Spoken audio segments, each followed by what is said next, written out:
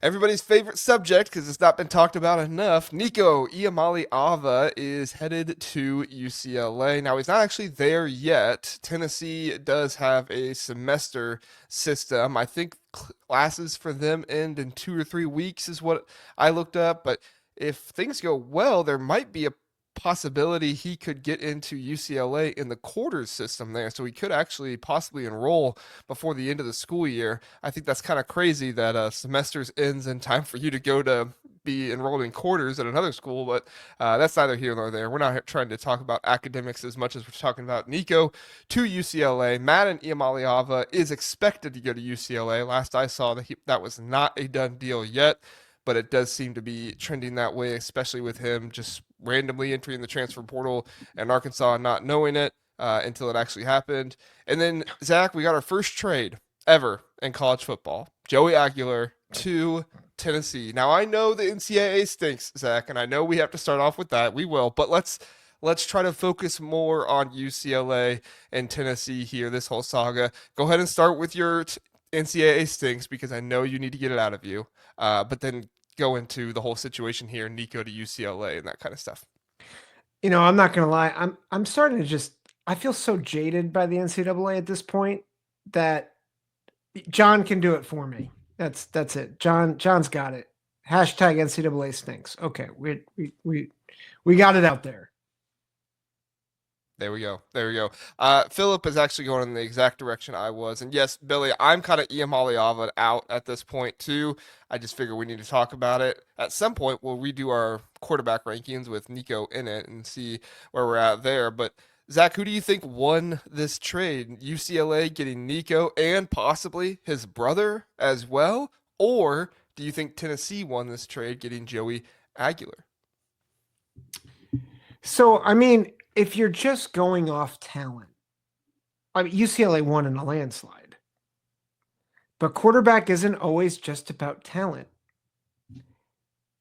I don't want to speculate, but all I'm going to say is this whole thing, like I don't know what to think about the Iamaleava family, but it just has felt shady the whole time. And I'm like, if you have a guy on your team that's going to hold out during spring practice just to get a little bit more money or just to get something to get leverage in a sport that's not customary. Like I get that's where the sport has gone. There's no regulation. NCAA stinks. I get that. But my question is, you have this guy then coming in, doesn't know your system, which I know Aguilar is going to have the same problem at Tennessee. But also, like you have this guy who stood up, completely distanced himself from his one team just to get a little bit more to go to UCLA. Like, what's going to happen if there are issues there? Like, is he gonna sit out with if the NIL doesn't deliver, like some rumors have suggested? I don't know, and I think that's the biggest struggle with this to me is Aguilar went in, he competed, everybody thought he was going to be QB1, and now all of a sudden he's getting replaced by this other guy who he in a sense has to leave. But Nico was the clear number one guy. He learned the offense. He was there, and then he left his team high and dry. Regardless if that was his intention or not. I'm not trying to bag on his character. I'm just saying that's what happened. It's a bad reflection of character, whether his character is bad or not. It's a Yeah. poor reflection of it. And in these situations, we don't know Nico personally. I mean, some people do, but you and I don't know Nico personally or anything like that. We don't know the family personally. There's a lot of rumors around this family and everything that goes on with it. Like I said before, I don't want to outright call a family greedy, but where there's smoke, there's fire, and Yeah. basically the entire recruitment of Nico and his brother Madden have been sketchy to say the least. Yeah. And so that's my thing is like, to me, obviously UCLA won in the talent Yeah. in the talent portion of this thing. Like to me, there is no doubt UCLA won in this area, especially getting two of these Iamaleava brothers. You get a guy who's going to work for you now this season, probably go to the NFL, and then another guy who can be there for you, who maybe is similar talented or less. We'll see, but to me, they definitely won in that area. But I'm completely with you. Say UCLA makes the playoffs. Mm-hmm.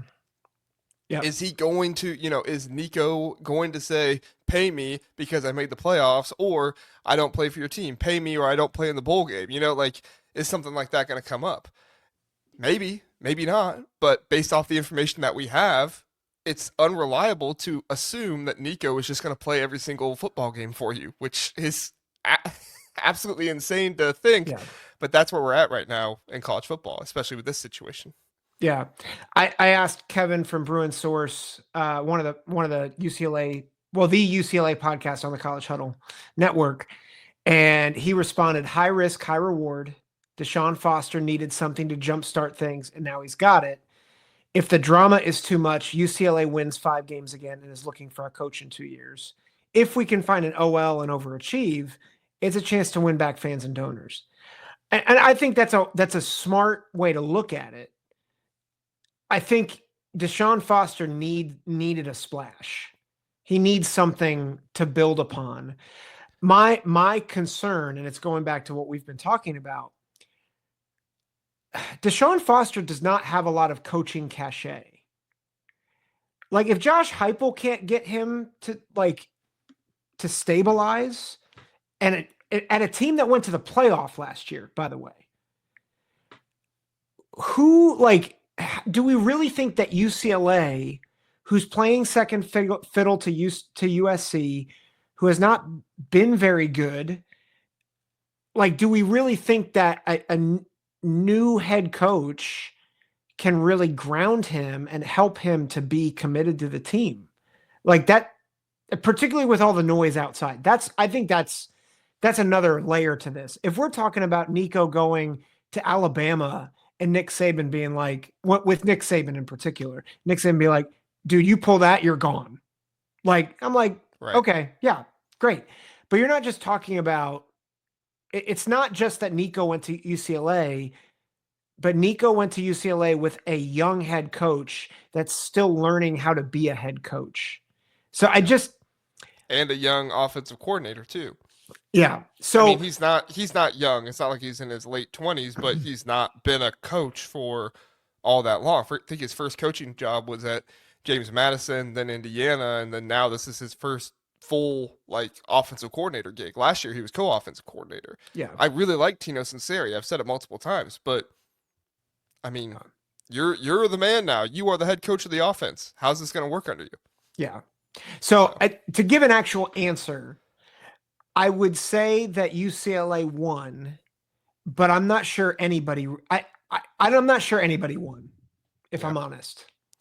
Caitlin says he's young though, so hope he has a chance to rebuild his reputation throughout the rest of his college/pro career. Absolutely, yeah. I mean, I think that's kind of where I stand on all of this. Kind of summarizing it all up, is it's like the past says that this could be a bad situation, but if Nico comes in, plays well, goes to the NFL, and shows that he's not, drama or anything like that, it's a lot of things are going to be fixed here, and you get to do that at home, back home, near your family, near people that care about you, love you.